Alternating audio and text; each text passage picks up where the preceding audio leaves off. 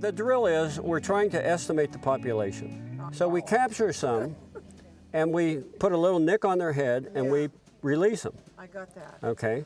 Tomorrow we capture some more, and maybe one or two of those will have a nick, and using that and a formula, we can determine the population. Well, this is an eager little critter. He's pooping a lot. He's just, now this can come apart and we're done. Go on, you little, He's okay. down, he's down. Okay, we got him. He's got a really short tail. Oh my! Look how short. Okay, we have a teachable moment. Why does he have a short tail? Bit it off. Because he bit it off. No, because somebody else bit it off. Why did somebody else bite it off? Bite every one of us. He's mad. Okay, now we're going to try to get a hold of him where we won't kill him like this.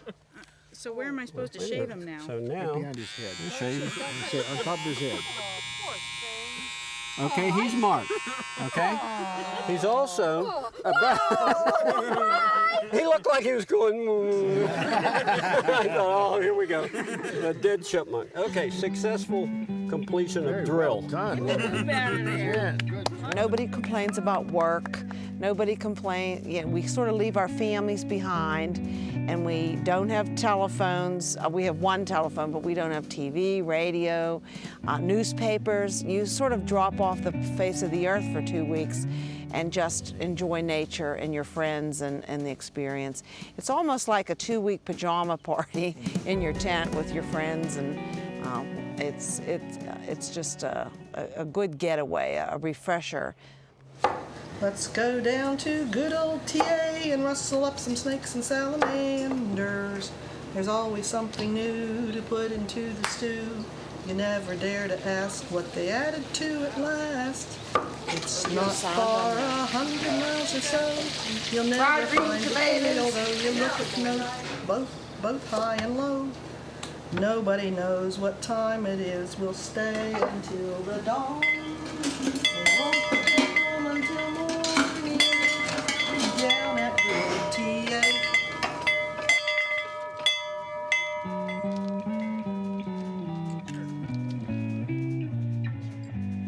Afternoon session, we usually take a trip somewhere. We go to different habitats, different places. We're not far from Cranesville Swamp or Blackwater Falls. We get to see unique habitats, and there are plants and animals that live only there, nowhere else in the world. So we go there to look at them, and it's exciting. I'm retired from the Ohio Department of Natural Resources, where I was the endangered species botanist for the state of Ohio. Allison is an example of someone who I feel very lucky to have met and studied with. The man has a theatrical background, so his oratory skills are outstanding. Couple that ability to speak with the volumes of information that he knows, and it's like walking around with a talking encyclopedia. I used to live in the Wheeling, West Virginia area, and many, many years ago, back in the 50s, I attended junior nature camp, and then came in 57 or 58 to Terra Alta, to the mountain camp, where I was brought by Forrest Buchanan. Remember, that's the general rule. In a rare habitat, you will have rare plants and animals. And with more or less discontinuous gaps, I've been at camp for over 40 years. We end our evening with a campfire. We sit down around some ancient old white oak trees. We build the campfire in the same place we've been doing this for years.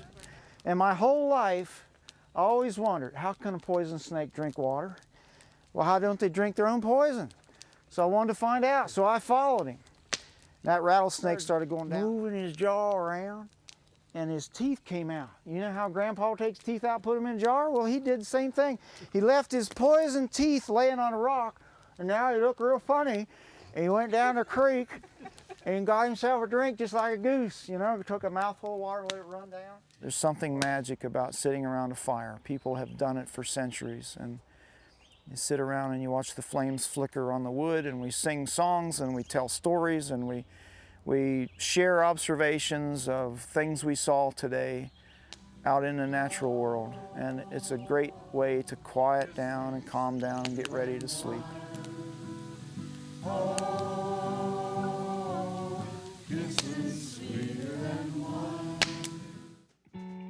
It's just been a wonderful experience. And the bugs are here too. After 2 weeks at camp, I feel refreshed intellectually and physically. Time seems to pass by differently in Terra Alta.